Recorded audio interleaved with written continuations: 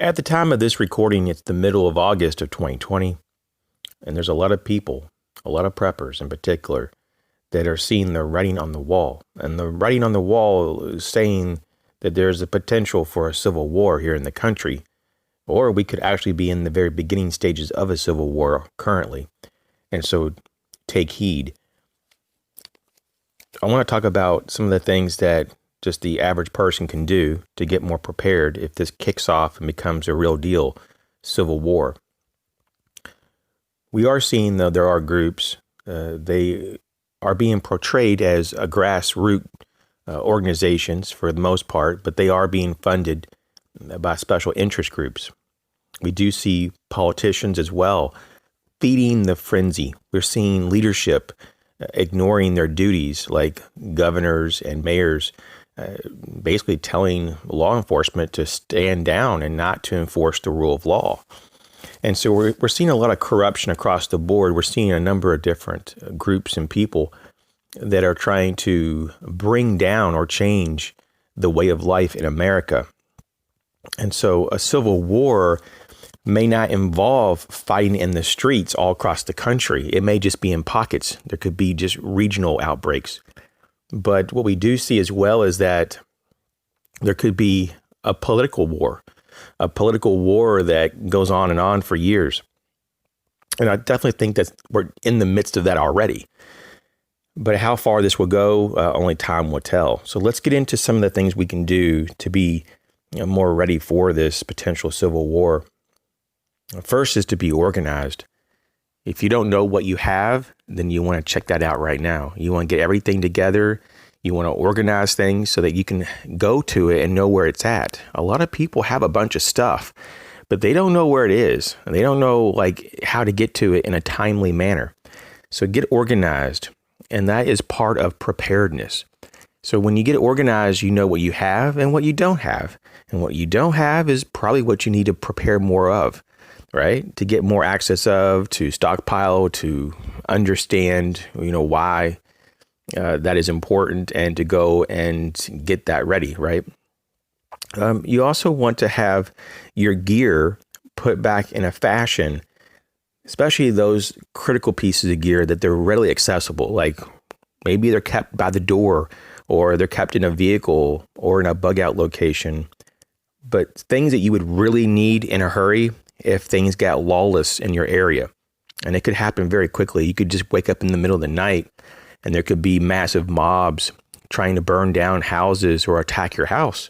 And are you prepared to protect your home? Do you have a plan on how to deal with people trying to physically break into your house or set your house on fire? Are you able to bug out in a very quick fashion? If you can see down the street, there's a big mob coming towards your house, and in 5 minutes, can you literally get yourself into a position so that you can bug out? When I mean bug out, for those who don't know, that means to leave an area and to go, ideally to a safer location. So this is the thing that for a lot of people, that they don't want to think about some of the things they can do now to help better their situation. But I'm going to go ahead and talk about it. I talk about these things off and on the channel recently, but you can never really speak about this enough because some people just are hard to hear, the truth. And so if you live in an urban center, if you live in a large city, if you live right on the West Coast, if you live right on the East Coast, if you live in a high crime area, if you live on the southern border, those are all high risk environments, especially if you find yourself in the midst of a civil war. And there is a lot to be said about this. And the reason I say West Coast and East Coast, it's obvious about the South border, right? I mean, you probably have some type of invasion coming up. You never know if Russians or, Chinese or whoever coming through the southern border to take advantage of our problems. But the East and West Coast are typically, involving governments and people that are leftist. And I don't want to have nothing to do with that, and you probably don't want either. You don't want to be involved with people that aren't generally prepared. A lot of people who are of the left thinking are not prepared people. I'm not saying all of them are not prepared, but It seems like only conservative people, for the most part, are those who have a more prepared thinking, and that is a problem. So those people are going to be very desperate in these large cities. Why would you want to be around desperate people? Desperate people are scared people, and scared people do crazy things because they're not prepared and they don't want to die. So let's go ahead and get back to the list here. Be ready to protect your home, to be able to leave the home in a very short amount of time, and get in better shape. Get in better shape. I've been trying to do a lot more walking and a lot more motion, just doing things throughout the day, trying to be stronger. Lifting weights is really good, but just to be careful on your diet. Just be active as much as possible. You want to be light on your feet. You want to be able to move about and not be winded. You want to be able to carry at least a light backpack, or to wear a plate carrier and not be winded if you have to walk or jog a mile. So, whatever it means for you that you need to do to be light on your feet, you want to work on that. If you're already in really good condition, that's awesome. There's not a lot of people that are in really good condition. So that's really great. But even you could possibly get in better shape. You can almost always get in better shape. So keep working on that.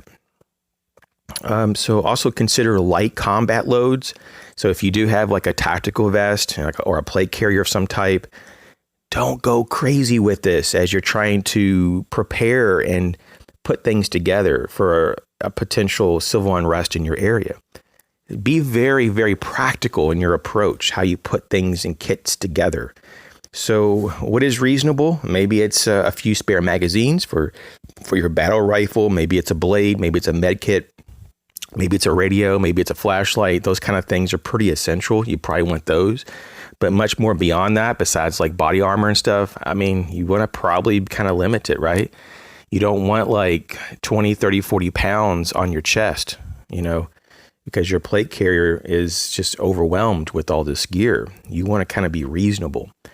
And so I know a lot of people who have just completely decked out tactical vests. They have like between 8 to 10 spare magazines, which is really several hundred rounds extra, which sounds really practical and reasonable to have, but you try to run around with all that weight plus a big heavy med kit and all kinds of things, maybe a 2-pound, tactical knife and a big, large, almost baton-like, flashlight and, heavy, like level 4 plates in your plate carrier. And you get back with me and tell me how fast you're moving. You're definitely not going to be fast on your feet. And it's going to be harder to fight when you have all that on your body too. Someone comes up to you and they're light on their feet and you're not, you're going to probably be at a major disadvantage. Okay? So be reasonable of what you plan on having on your person, in particular in a tactical loadout. Because ounces equal pounds and pounds equal pain. And that pain limits your strategic advantage over other people. It gives you strategic limitations. Work in groups when possible. A single individual is very vulnerable to a mob mentality. There's this psychological thing that happens when you have an enraged group of people that are in a mob and they have this mob mentality. And if you're surrounded, they are apt to really do a lot more damage to you, to hurt you a lot more than if there was just one individual from that group one-on-one with you. And so there is this phenomenon that mob mentality lowers individual empathy. It's like human empathy is just taken out of the equation in some cases completely. And so there are some groups that really they stopped even viewing life as valuable. They just literally turn into murderers in some cases, in extreme cases. It can be very dangerous to be, vulnerable to a group of people that just hate you because you are not part of their group, that you're not part of their tribe.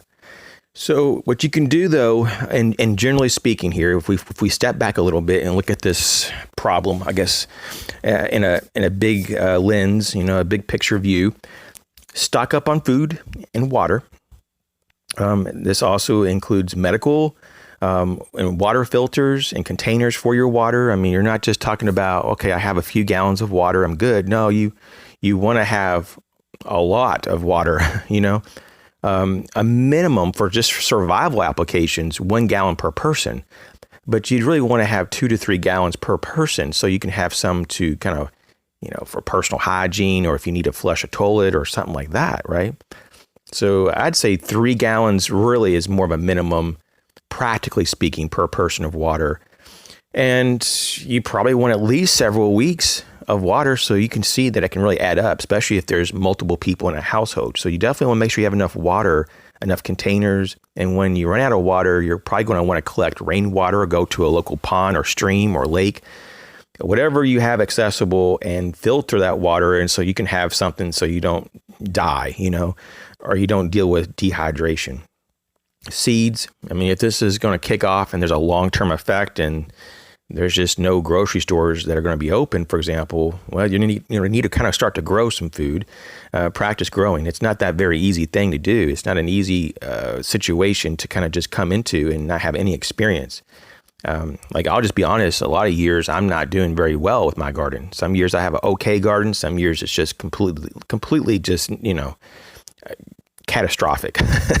Sometimes the animals eat all my food before I can get to it. Sometimes storms or cold snaps, will have frost and it'll kill my plants. And so planting and having a garden is really strategic. You have to really kind of understand how things really are. A lot of practice. And I also want to go over the acronym PACE. We've talked about this in the past, but it's been a while since we brought this up. It's just a way to look at how to put back and how to level some of your gear. So PACE is an acronym for primary, and this kind of could stand for your primary supply of whatever it is that you need. For example, if the grocery stores go out of food, and they close, what is your primary stash of food? And that could be maybe your pantry. Maybe you just have a well-stocked pantry in the kitchen. The next is alternative or alternate. And the alternate may be that you have some more food in a closet, or under a bed, right? The next is contingency. Maybe this is where you have some food stored offsite, or maybe in a garage or underground, or, it could be at a friend's house or whatever. Contingency. And lastly, it's emergency. So maybe your emergency food is also offsite or buried or somewhere hidden in a barn or shed, or maybe up in the attic or basement of a home, or hidden in the wall of a home, or, maybe it's in another closet. But primary, alternate, contingency, and emergency levels are things to consider. Now, do you really need 4 levels? I mean, no. I mean, maybe for you, just 3 is all you want to do, or maybe you want to have 5 different levels of preparedness. But this is just to get you thinking, This is just a way to look at things. Primary, alternate, contingency, and emergency. It's just a nice way of looking at it. Okay. Have some survival skills. Know some things. How to make fire different ways. How to put up a basic tarp shelter. How to go fishing. How to use firearms. Basic survival skills, right? How to do basic hand-to-hand combatives if someone tries to fight with you. What are you going to do? So you want to practice these things, and a lot of these things can be done when you're out camping. Of course, camping is not the same as surviving, totally different mindsets, but you can practice skills when you're out camping. So that's something to do. If you go out camping, on a regular basis, then what you're probably doing is probably a great thing to do. You're practicing skills. And you also want to know the enemy that is threatening you. So if you have an opportunity to get to know how they think about things, how they operate, what are their tactics, and I know that a lot of people don't have the time, but there are various Antifa training manuals that have been leaked over the last few weeks online. Now, I can't say that they're all real and, you just don't know, but when you read them, you're like, whoa, would it be surprising if these were real?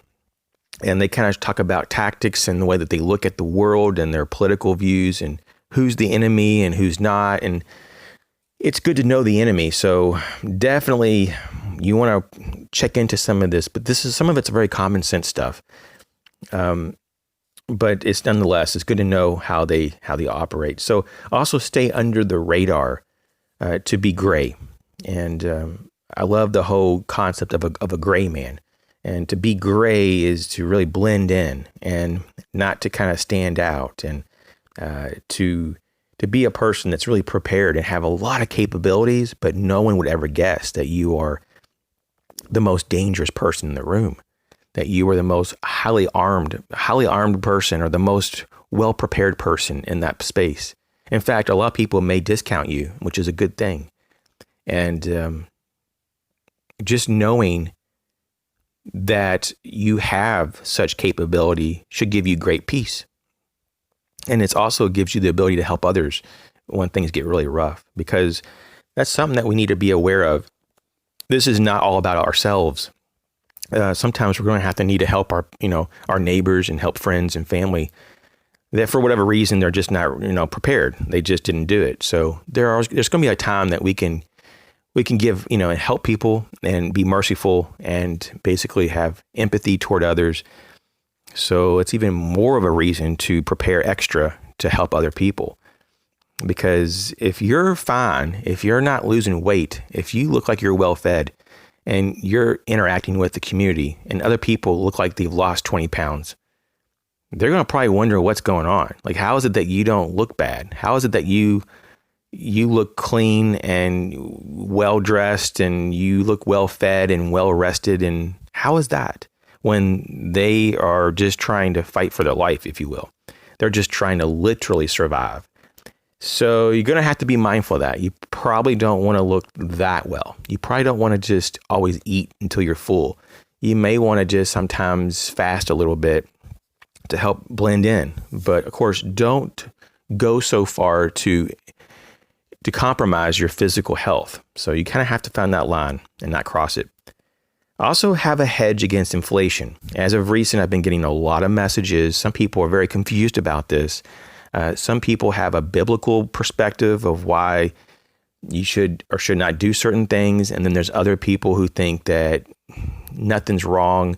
And then there's other people who take it to such an extreme, they don't really know how to balance this. And so how to hedge against inflation, there's a lot of different ways. But one of the best is to get out of your physical currency. So if you have cash, if you have just a bunch of money, that's not really being used or it's not invested, if it's mostly just like currency, you would be probably better off here in the short and medium term, at least, to get that into some kind of hard asset to protect against inflation. And so it is something that a lot of people have been starting to do, which is good. Some people go into precious metals. Some people go into land ownership. Some people go into home renovation or buying more preps. Some people do a variety of things. So, you have to look into what is best for you. And so inflation is a real deal. It's like a hidden tax, and it will eat up your buying power. And you can be in denial all you want, but we can see it already. The dollar index isn't very good. The dollar is fairly weak right now compared to other currencies. And it's going to continue to have problems with inflation the more that the Federal Reserve just prints money out of thin air. You just can't keep on printing, trillions of dollars extra a year and just acting like that the dollar won't, the currency won't even budge. Of course, it's going to get weaker and weaker. It gets diluted. Have a safe plan to take your kids and animals, because I know there's a lot of people who consider their animals part of their family, which is fine. But have a safe place and a plan, to deal with this. Don't just say, well, I'll just lock the door and everything's going to be okay. No, find a place in the house that's going to be the safest place, or find a place outside the home in case you actually have to just take your kids somewhere. Of course, we're talking about bug out locations earlier, but I'm talking about maybe you can't get to your bug out location, right? And maybe there's fighting in the street, maybe you just have to stay in your home. Where in your home is going to be the best fortified or the safest? And in some cases, you may have to enhance the fortification of a room or a section of the house. So you definitely want to look into that.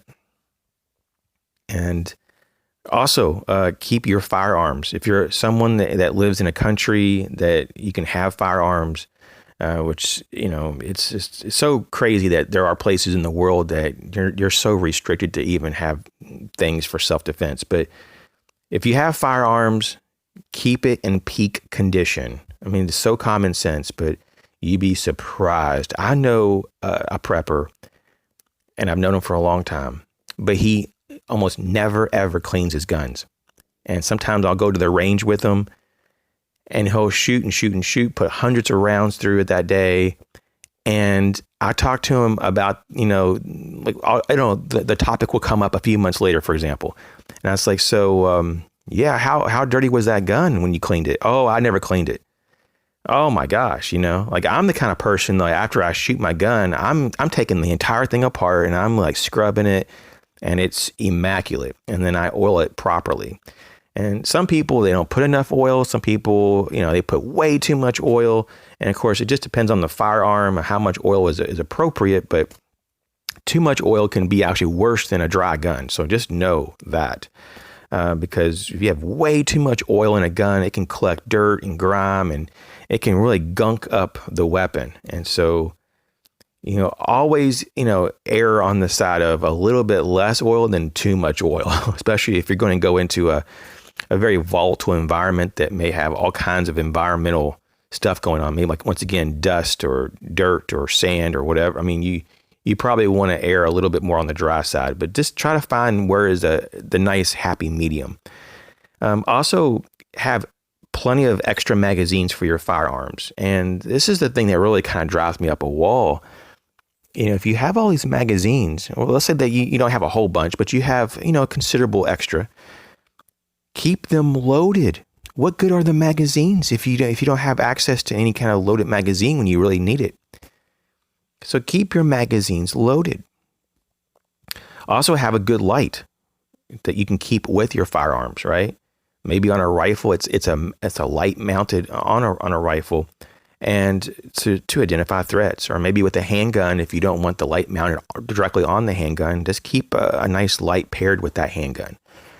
Okay, and then this is, of course, if you are dealing with serious lawlessness, it really is good, especially if you have like a vest, like a plate carrier or just a vest to put this on, to have a backup weapon light or a backup light period to identify threats, and also maybe a backup firearm. So if your primary is a rifle, maybe have a handgun as a backup.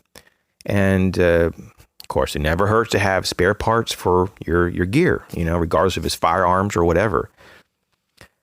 Okay, and we're coming to the end of the video now. And I just want to say, just for safety reasons, obviously use your common sense and be practical about what you're doing. And don't dump a bunch of money into some crazy high-end survival food that really you don't need. Most of the stuff that you need, or that you can get, at least, that like food, for example, can be just gotten at like your local, grocery store or something like that. So you don't have to get crazy with this. You don't have to spend top dollar for things that really you don't need to do. But there are some things like trauma kits. You almost can't have enough of those. So I'd stash a few across the house. In your home, if you have a bug out location, put a couple there. And if you have a bug out bag, put a trauma kit in there for sure. But just be aware that at any time you could be injured. You could just injure yourself by accident. You could just have a little accident. Maybe you trip on something and break a leg right in the middle of a civil war. This stuff can happen. You could get shot. You could, hopefully you're good enough, with being safe around firearms. But some people, every once in a while, they do shoot themselves on accident. They have a negligent discharge. It's completely not acceptable, but it does happen. Or you could be shot by someone else. How are you going to deal with that? And if you can't deal with it, is there someone in your group that can deal with it, And that's something that needs to be talked about. Hopefully there's at least several people in your group or that you're around that know how to deal with major medical problems. There may not be a hospital to go to. As scary as that sounds, it could be the truth. Of course, this is a difficult topic, and I don't typically like to talk about this stuff. But the reality is that there is a real high probability that we are going into the beginning stages, or we are already in there, going into a civil war. And of course, there's different things that can happen in a civil war, or how it can unfold. It could be more political. It could be more grassroots groups that are being funded by special interest groups that have certain agendas. And in this case, we're seeing there's just a lot of hate for the American freedoms and the American lifestyle, that just people just want to call the average American a racist and someone that is contributing to evil in the world, when that's not really true. The average American, they're good people. Just like I believe that the average Chinese person, the average, North Korean citizen, I think they're all good people. I think that what you really see as evil is the governments, right? And it's really sad. It is super sad, how this all plays out in the world. You have so many good citizens, but they are so constrained by their governments. And it's almost like, man, I wish that the people understood how much power that they hold. Because pretty much any group of people, any group of citizens could overtake their government. I mean, I truly believe that, especially if their militaries actually woke up and realized how tyrannical some of these governments are that they work for. But I just wanted to do this video just to kind of get you thinking a little bit. There's a lot of people who are, concerned about a civil war. They're thinking about civil war. It's a big topic on the internet. I've been trying to avoid the topic, but it got to the point that I got so many messages about this. It really was doing you more of a disservice, or than not, if I didn't talk about it. So this is kind of my take on this. Basically, in a nutshell, it is get organized and get prepared as soon as possible.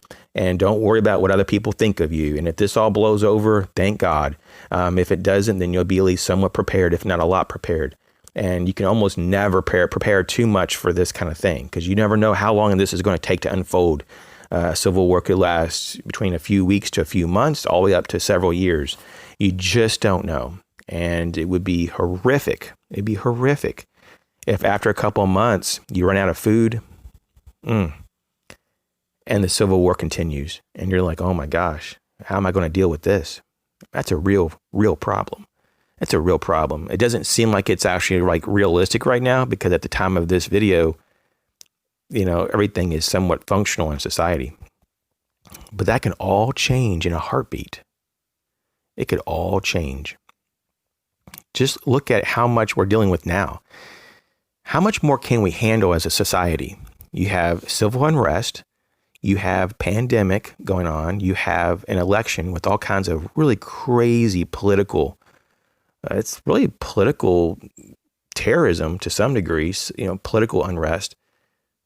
And we're coming into hurricane season. Okay. So we're going to have some storm systems that could rock our world potentially. We're having a very unusual high amount of earthquakes this year, all across America, in places that normally don't even have earthquakes. So we have natural disasters are on the uprise.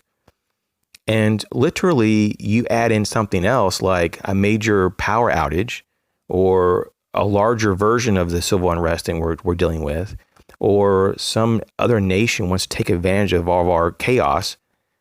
For example, Russia or China coming through the southern border and attacking us. It could happen. It's fairly unlikely, but it could happen. Think about how crazy things could get in just a matter of hours or days. We're talking serious chaos.